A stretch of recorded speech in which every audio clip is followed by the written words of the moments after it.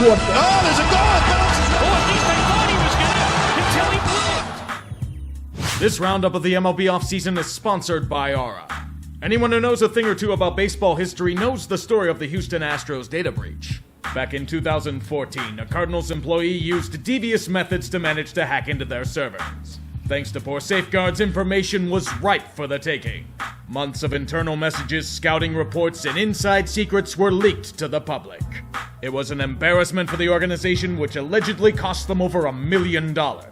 I mention this because we can learn a lesson from it. Our data can be compromised at any time, and that's why protection in this realm is vital. Aura is a VPN, antivirus software, data protection, and more all in one. It's a Swiss Army knife. Everything you need to secure your vital assets on the internet is here. Aura scours the dark web for any usage of personal information or email addresses, and they act fast when they find it. I have countless examples of Aura taking down my information from data collection agencies or websites, and they've been a reliable tool in my online arsenal for the past year or so. Don't believe that this can't happen to you, because it can. Nip it in the bud by getting 2 weeks of Aura free by going to aura.com/utree. I was surprised with how much of my data was out there. Fortunately, Aura's on the case. If only that app could help some teams in free agency. As a wise man once said, all good memes must die. The trash cans now fall silent. Forever doomed to holding refuse as the Houston Astros have finally overcome the temptations of the succubus. What you are now hearing is all of New York sinking into the Hudson Bay. The Astros will replace what was once there with a piece of metal. They earned it, though. A complete roster with talent out the wazoo and even more youth in the wings. We were hoping for Philly to win for the memes, but they ran out of gas. Alas, the reloading must continue for Houston. Justin Verlander's gone, but he got paid a shitload of money.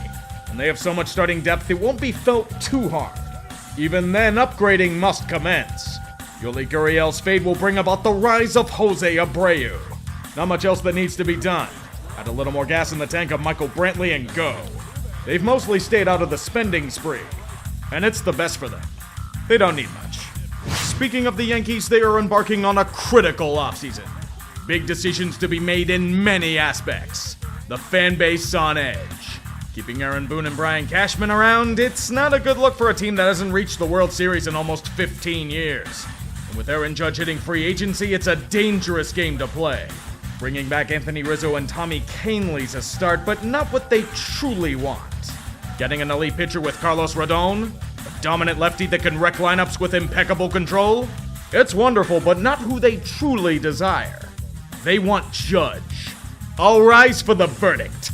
The Yankees find Aaron worthy of opening the vault to secure. Pinstripes you may exhale. The face of the franchise is returning. It's steep as hell, and that back end is going to be painful, but it had to be done. If Judge left, the fan base would have openly rioted. Hal Steinbrenner has to part with his money. What a horrible result for team profit. As we move up the coast to Boston, things are a little less optimistic. At least the Yankees made the playoffs. At least they haven't cheaped out on nearly every single thing. Would the Yankees allow a bunch of key parts to leave? JD Martinez, Nathan Eovaldi, and Xander Bogaerts are gone. Poached by other teams for more money. Sure, Trevor Story was a nice pickup when he wasn't struck down by a long-term injury. What you get instead is the Japanese import in Masataka Yoshida. He should at least hit well in the bigs. Also welcome into the fray Corey Kluber, Tormund Giants Bangkok player Justin Turner, future Atlanta Brave Adam Duvall, and Kenley Jansen. It's $16 million a season? Ignore all that. What Red Sox fans really want to know is if Rafael Devers is going the Mookie Betts route. Is he going to be traded in an effort to become Tampa Bay, or will he be paid like he should be? I think Boston figured out the fan base was going to start burning the city down if they didn't pay Devers, so avoid it by extending him heartily.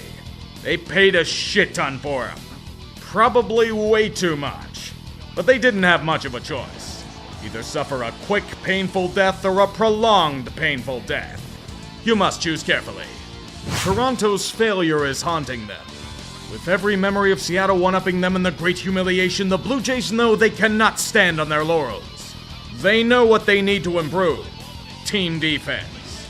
It killed them in the worst ways last season. For obvious reasons. George Springer's range in center field is declining. They need new weapons to bolster the core. Kevin Kiermaier's a good buy low candidate if he's able to recover from his injuries. Brandon Belt for infield depth, good workout. Attempts to secure Brandon Nimmo as their center fielder had unfortunately failed. But there are options to get revenge. First, poach Chris Bassett from the Mets for your rotation. Secondly, swing a trade to get Dalton Varsho from the Diamondbacks. Not a bad bit of business if I say so myself. Lourdes Gurriel's now obsolete. The key for them, however, is to take a pound of flesh from Seattle. And there's a way to do it. By trading for Eric Swanson. It's been long rumored that the Texas Rangers were going to throw money around like it was nobody's business. Have you seen their history as a franchise? This spending is their safe space. A calling card for as long as there's been pen written on paper. The Rangers honor this tradition in the most predictable way possible. By hoping to God they can fix their notoriously awful pitching issues with outside help. In this quest, they got some mighty fine weapons to do so. Jacob deGrom is a hell of an arm for the top of the rotation. Well, when he's healthy, that is. Nathan Eovaldi is too, whenever he isn't on and off like a light switch. Same goes for Andrew Heaney and Jake Odorizzi. Despite everything signaling that they aren't truly ready for a push, they don't care. Because, to be quite honest, they probably can't read. It's worked for teams in the past. Might as well give it a shot. The Mariners are in a different spot. They no longer have to wonder what it's like to make it to the playoffs or win a series. Seattle's finally experienced it again. However, the series against Houston showed that they aren't ready just yet. The core is forming, but it needs fleshed out. Bringing in someone like Teoscar Hernandez is a good start. A solid hitting corner outfielder should do wonders for production.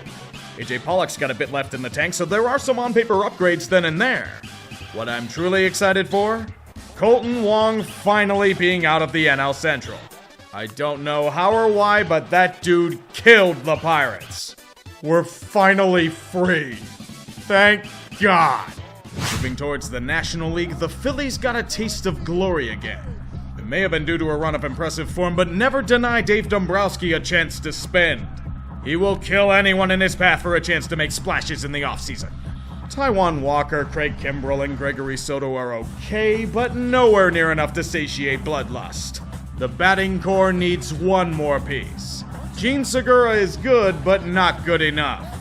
They need an elite shortstop to take them over the top. Look yonder and see for yourself. A former terror of the NL East itself. That's right, Trey Turner. The final piece of the puzzle. And he's going to be paid a shit ton for his services. With an 11-year deal. Full no-trade clause. That back end is going to be terrible, but the time is now. Have you seen what the rest of the NL East is doing right now? Atlanta did win a World Series a year ago, you know. They're going to want to get back to the top, especially after what happened. Or should I say what didn't? A lot didn't. The Braves need more weapons. They need another strong-hitting backstop. Travis d'Arnaud's good, but he's starting to get up there in age. Talent is needed. And the best way to get it is at the Oakland fire sale. There's a really nice Sean Murphy that's available for the taking. Matt Olson put in a good word for him. William Contreras is good, but he doesn't have defensive upside like Murphy does. You want a Gold Glove, for God's sake. They know what to do. Trade for his prime services and then pay him accordingly. Once d'Arnaud starts to fade, Murphy will still be around. And so will that entire core. Best of all, they're all locked into relatively cheap contracts based on analytical projections. The real winner? Liberty Media. 3 cheers for a savvy financial wallet. Miami's in an interesting spot. I don't know if it's a good or a bad thing, but they've at least made moves to try and shake things up. The question is if they were the right ones. They desperately need hitting. Bringing in Gene Segura and a batting champion in Luis Arraez will surely help out the middle infield, even if it cost you a clubhouse leader in Miguel Rojas. There are plenty of pitching prospects coming up, so Pablo Lopez was excess goods. But my concern's this. Where's the power coming from? There isn't much on the roster. Who are you relying on? Johnny Cueto? Pray for a bunch of guys to revive? Jazz Chisholm in center field? Really, him in center field? Did you not see how badly the transitions of T. Gordon and Gatel Marte went? I'll give them points for trying, but it just doesn't feel right to me. How did he do it? I have to know! Somebody tell me! It's not fair! There was no way, I tell you! No way he could have gotten out! Somebody tell me! Do you hear me? Somebody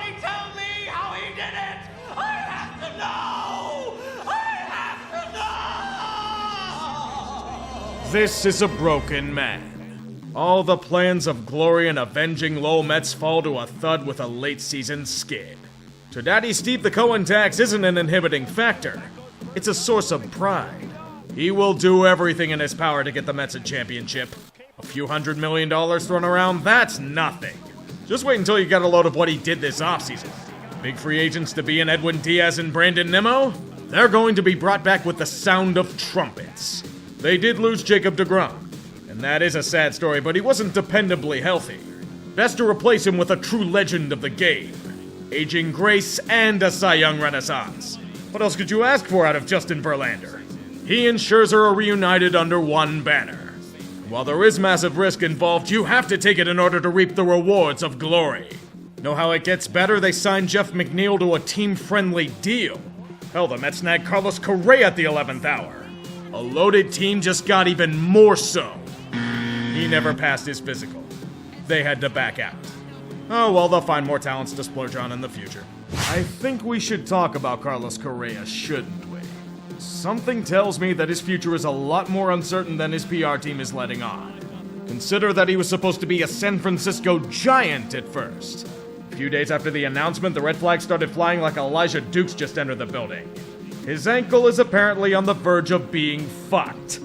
Or maybe it's completely overblown, depending on who you ask. Sadly, if there's even a whiff of problems, insurance will panic. They're not going to cover the deal. And it was enough for the Giants to back down and withdraw their offer. Then came the Mets. Big move, right? Problem is the same thing happened. Massive issues with the physical and the contract couldn't be insured. So he goes again to free agency. And he has to do something unthinkable. Crawl back to the team he tried to leave. They're offering him significantly less, but they're willing to take the risk. Don't forget, Carlos. You're here forever. You could not live with your own failure. Where did that bring you? Back to me. As for Minnesota, Carlos Correa was not the only surprise that they had up their sleeve this offseason. They were in a situation where there was no clear path. And instead of folding, they've chosen to plunk down and try to break through the ceiling. As long as they have a healthy Correa and Buxton, there's a shot of it happening.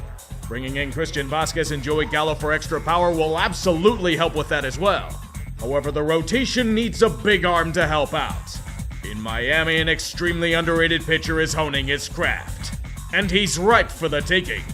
Pablo Lopez, it's time to assert yourself as a top rotation stud. You don't need Luis Ariz when Correa and Royce Lewis are coming back. Plus, you're getting good prospects with them. If I weren't mistaken, Minnesota's going on a bit of an all-in push. Well, good luck to them. The rest of their division will try to keep them in their misery. The Guardians and White Sox are their two main rivals in this struggle. While Cleveland is riding high after surging to win the division, Chicago is trying to recover from a sleeping spell put on them by Tony La Russa. By the Cuyahoga, they know what they need. More bats.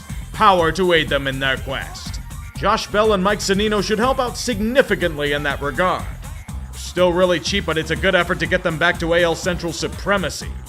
As for the White Sox, what have they done besides sign Andrew Benintendi? Mike Clevenger was signed, but he's now uncertain due to allegations of domestic violence. Regardless of what happens there, I only wish for a swift recovery for Liam Hendricks. He's revealed that he has cancer. Fuck cancer. Should be like La Russa and go away. There's one more big player we haven't mentioned as of yet. The Padres. The goal has long been to secure a World Series for the first time in franchise history. And last season they got a taste of what could be. It's made them hungrier. They're throwing everything they can into an all-in push. Yu Darvish signed until he's 42? It can be done. Nelson Cruz for added power off the bench? Perfect. But at shortstop, there's a new elite weapon. Their answer to Trey Turner. Xander Bogaerts. Like Turner, the contract itself is extremely risky. An 11-year mega deal. No opt-outs, a full no-trade clause for its entirety. Something tells me San Diego's starting to get a little desperate. But another deep run will quash those rumors. I feel there's another move or two up their sleeves. Juan Soto needs to be paid. You don't want him to become a free agent after this season, right? Perhaps this time around the Dodgers will not try to guarantee a World Series before the eggs are even laid. They kinda had to pay back taxes. This time around, a ton of depth and experience was lost to free agency. They couldn't afford to keep all the gang around despite their strong seasons, but it will be replaced by even more hired guns to get them back to glory. JD Martinez is a DH, Miguel Rojas for the infield, David Peralta is outfield depth. Thor's here for the rotation. Despite losing a ton of old pieces and rentals, the Dodgers were able to secure one piece of the old glory. Clayton Kershaw's not going to be a Ranger after all. He's here on another one-year deal. Good for him. Feels like the proverbial face of the franchise these days. This offseason could be worse. Would you rather your franchise face be Trevor Bauer? The owner of the Cubs did feel like they could compete in the NL last season. Chicago was a massive disappointment, but the idea of being relevant in baseball again has not evaded them. They want to replace what was once their old core. Losing Wilson Contreras for next to nothing stings, but there are new names to bring you back to the flock. Dansby Swanson and Cody Bellinger. Bellinger may have lost his ability to hit, and Swanson is a massive risk if he loses his range at shortstop, but they're interesting signings for them. They had to pay Swanson a shit ton for a career year, though. Really don't know about that. Look at Jameson Taillon instead. He's been through so much shit, he deserves to be paid. Michael Fulmer, too. Anything to help Cubs fans ignore that they'll be seeing a lot of Wilson Contreras in the future. Turns out St. Louis needs to replace Yachty. Guess who the best catcher available on the market was? Contreras. Enjoy playing against him for the next 5 years. And enjoy more Arenado as he didn't opt out of his contract. Speaking of that, the Cubs will be facing his brother, too. William Contreras was traded to the Brew Crew, and the Sean Murphy trade as the A's settled for Magic Beans. Not to mention Jesse Winker to further rub salt in the wound of the Reds. Cincy's reward for their terrible season is being fucked by the draft lottery. Even in the offseason, they somehow gained nothing but Will Myers. Pittsburgh, though, they secured their greatest win in almost a decade. The first overall pick. May they waste it on cost control as Brian Reynolds demands a trade out of this hell and somehow piss off Ji-Man Choi before he steps foot on team grounds. Looks like the Buccos will need some asses in seats. And signing Dick Mountain and Carlos Santana aren't moving the needle. I know what the fans want. Welcome home, Kutch. You're not what you were, but you're still useful. Now go and regrow those dreads to recapture your MVP form. Oh, Giants, you were hoping for an elite postseason and all you shot were duds. The foolish dreams you had were quashed as if they were reality slapping you in the face last year. You were so close to signing Carlos Correa, but his physical was so horrifying you ran away the first chance you got. You were on the brink of signing Aaron Judge, too. Oh, the bombs he would have crushed had you tantalized. Only problem, the Yankees swooped in to get him from you at the 11th hour. Don't worry, though. You're still getting his brother Arson. Only him and a bunch of consolation prizes. Solid pieces, yes, but sometimes expectations greatly exceed reality. Carlos Rodon said he was just getting cigarettes, but I wouldn't hold out hope that he's coming back. Look on the bright side. At least you aren't an Angels or Rockies fan. Oh lord, they're in Schitt's Creek without a paddle. On the other hand, the Diamondbacks had no true aspirations of greatness this offseason. Just find ways to let the prospect core they have be nurtured accordingly. Dalton Varsho is a solid player, but excess goods with Corbin Carroll in the wings.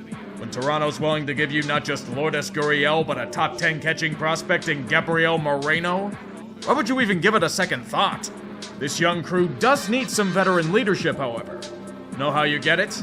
By poaching it from the Bay Area. Evan Longoria, meet what is probably your final destination on your illustrious career. That and maybe a one-day contract to retire as a Tampa Bay Ray, I'm guessing. Speaking of them, the Rays haven't done all that much, unfortunately.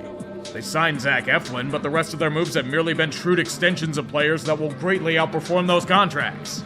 And then be traded in a few years for the next batch of young studs. As is the great circle of life.